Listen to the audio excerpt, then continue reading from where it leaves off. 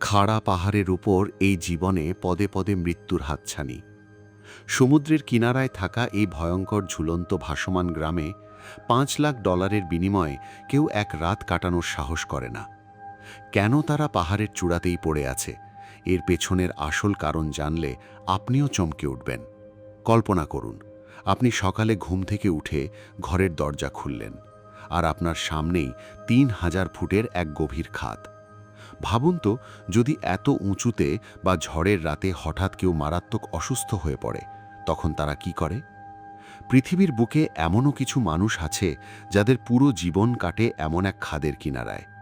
এখানে স্কুল আছে, প্রার্থনালয় আছে, এমনকি একটি ফুটবল মাঠও আছে।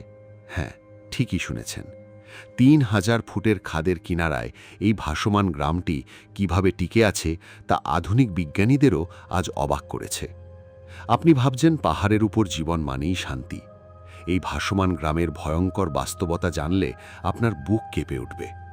দক্ষিণ চীন সাগরের এক নির্জন প্রান্তে খাড়া পাহাড়ের গায়ে ঝুলে থাকা এই গ্রামটির নাম টাকা। খাড়া পাহাড়ের গা ঘেঁষে উত্তাল সমুদ্রের উপর কাঠ আর বাঁশ দিয়ে তৈরি এই ভাসমান গ্রামে কিভাবে টিকে আছে হাজারো মানুষ। ভিডিওটির শেষে এমন একটি বিষয় দেখবেন যা ছাড়া এই গ্রামের মানুষেরা কোনোভাবেই বেঁচে থাকতে পারে না। প্রজন্মের পর প্রজন্ম ধরে সাগরের বুকে কাঠ আর বাঁশের মাচায় তৈরি এই গ্রাম টিকে আছে। পানীয় জল তারা কোথা থেকে সংগ্রহ করে? বড় কোনো ঝড়ে যুগ যুগ ধরে কেন ভেঙে পড়ে না এই গ্রাম?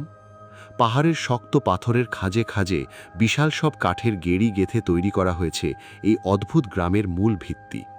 পুরো গ্রামটি এমনভাবে যুক্ত যে জলোচ্ছ্বাসের সময় এরা এক হয়ে ঢেউয়ের ভয়ানক ধাক্কা খুব সহজেই সামলে নেয়। এদের আয়ের মূল উৎস মাছ ধরা। প্রতিদিন সকালে পুরুষরা সাগরে যায়, আর নারীরা পাহাড়ের ঢালে বাঁশের মাচায় রোদে মাছ শুকিয়ে শুটকি তৈরি করেন। সবচেয়ে বড় চ্যালেঞ্জ হল মিষ্টি পানি। বৃষ্টির পানি ধরে রাখার জন্য প্রতিটি ঘরে রয়েছে বিশেষ ধরনের বড় ড্রাম। চারদিকে নোনা জল থাকলেও এই জমানো বৃষ্টির পানি দিয়েই চলে তাদের সারা বছরের স্নান আর রান্নার সব কাজ।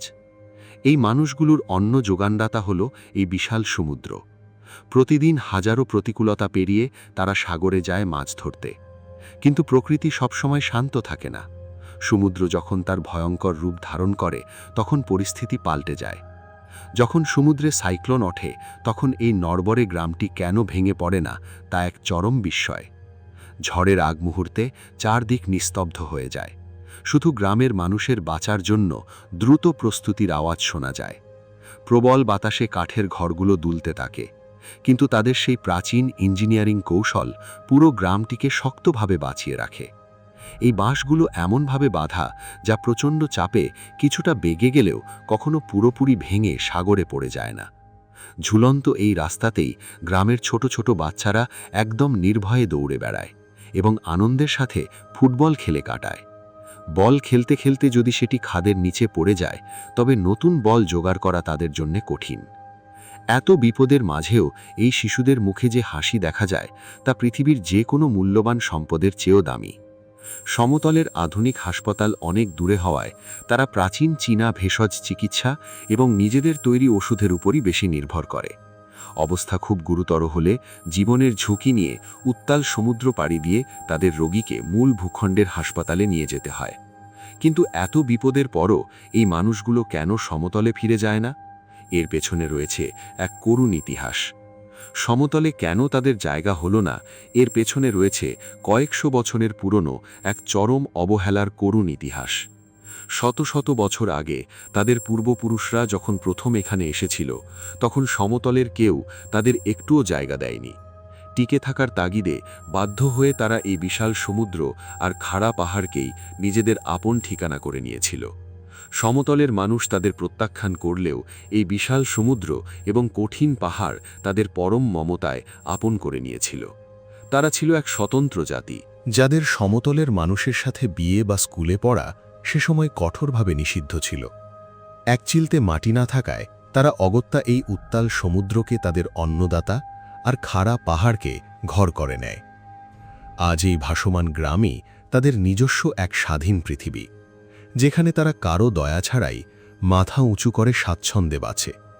কিন্তু সময় পরিবর্তনশীল। আজ এই বিচ্ছিন্ন গ্রামেও পৌঁছে গেছে আধুনিক প্রযুক্তি, বিদ্যুৎ এবং এমনকি দ্রুতগতির ইন্টারনেট সংযোগ।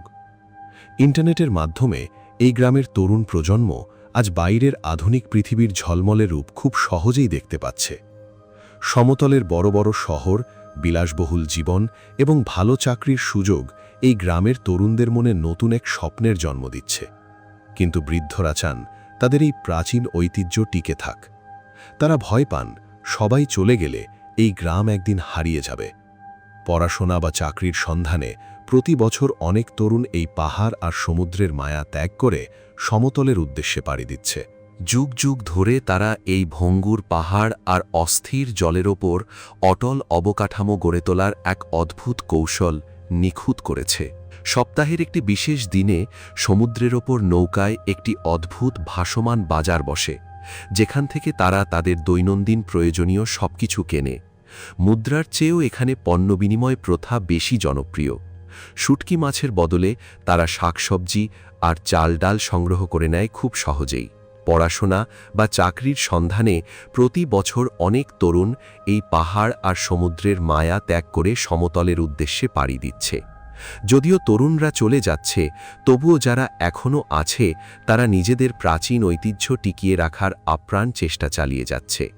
কাজের ফাঁকে নারীরা হাতে তৈরি বিভিন্ন পণ্য বানায়, যা মূল ভূখণ্ডের পর্যটকদের কাছে বিক্রি করে তারা বাড়তি কিছু টাকা পায়। বয়স্করা ছোটদের শোনায় তাদের পূর্বপুরুষদের সেই প্রাচীন ইতিহাস, কিভাবে তারা প্রথম এই ভয়ঙ্কর জায়গায় এসে নিজেদের অস্তিত্ব টিকিয়ে রেখেছিল। উৎসবের দিনে ঢাকঢোলের আওয়াজে মুখরিত হয়ে ওঠে এই শান্ত পাহাড় আর সমুদ্রের নির্জন পরিবেশ।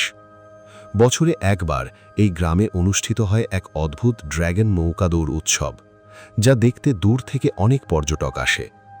নারীরা ঐতিহ্যবাহী পোশাক পরে নাচ গান করে, যা তাদের কঠিন জীবনে এক অদ্ভুত আনন্দ আর রঙের সঞ্চার করে। রাতের আধারে যখন পুরো গ্রাম লাল লণ্ঠনের আলোতে সেজে ওঠে, তখন পাহাড়ের গা ঘেঁষে এ যেন এক অদ্ভুত স্বপ্নের জগৎ।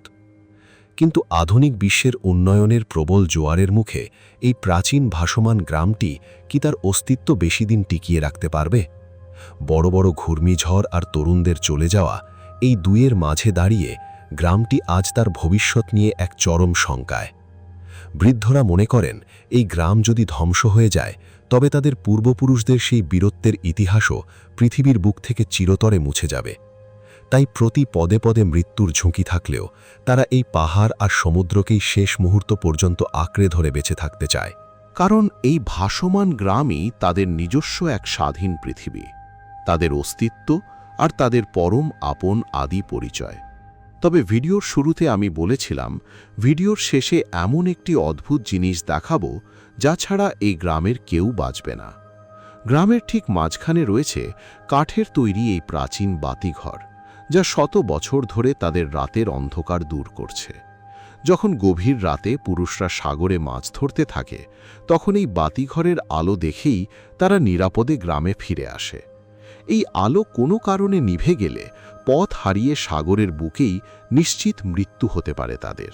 প্রচণ্ড ঝড় বা সাইক্লোনের মাঝেও তারা নিজেদের জীবনের ঝুঁকি নিয়ে এই বাতিঘরের আলো জেলে রাখার আপ্রাণ চেষ্টা করে। তাই প্রতিদিন নিয়ম করে এই প্রাচীন বাতিঘরের রক্ষণাবেক্ষণ করা তাদের কাছে বেঁচে থাকার সবচেয়ে গুরুত্বপূর্ণ একটি কাজ। কারণ এটি শুধু একটি বাতিঘর নয়, এটি তাদের আশা, ভরসা আর সমুদ্রের বুকে নিরাপদ আশ্রয়ের একমাত্র প্রতীক।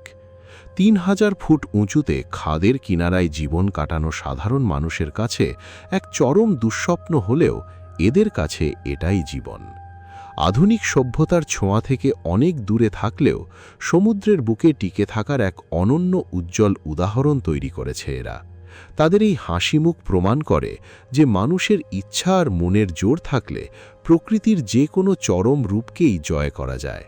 তারা আমাদের শেখায়, জীবনের পরিস্থিতি যতই কঠিন হোক না কেন, জীবন তার নিজের বাঁচার পথ ঠিকই খুঁজে নেয়। এই ভাসমান গ্রাম শুধু কাঠ আর বাঁশের তৈরি একটি সাধারণ বসতি নয়, এটি মানুষের টিকে থাকার এক জীবন্ত ইতিহাস। যে শিশুরা আজ এখানে খেলছে, তারাই একদিন এই প্রাচীন ঐতিহ্যের হাল ধরবে বলে বৃদ্ধরা গভীরভাবে বিশ্বাস করতে চান। কালের বিবর্তনে হয়তো অনেক কিছুই হারিয়ে যাবে, কিন্তু তাদের এই অদম্য সাহসের কাহিনী যুগ যুগ ধরে পৃথিবীর বুকে অম্লান থাকবে। এই ভাসমান গ্রামটি আমাদেরকে বারবার মনে করিয়ে দেয়, প্রকৃতি কখনো কখনো সবচেয়ে কঠিন রূপ দেখালেও স্বাধীনতা অমূল্য। এই অজানা কাহিনীটি আপনাদের কেমন লাগলো তা অবশ্যই কমেন্ট করে জানাবেন।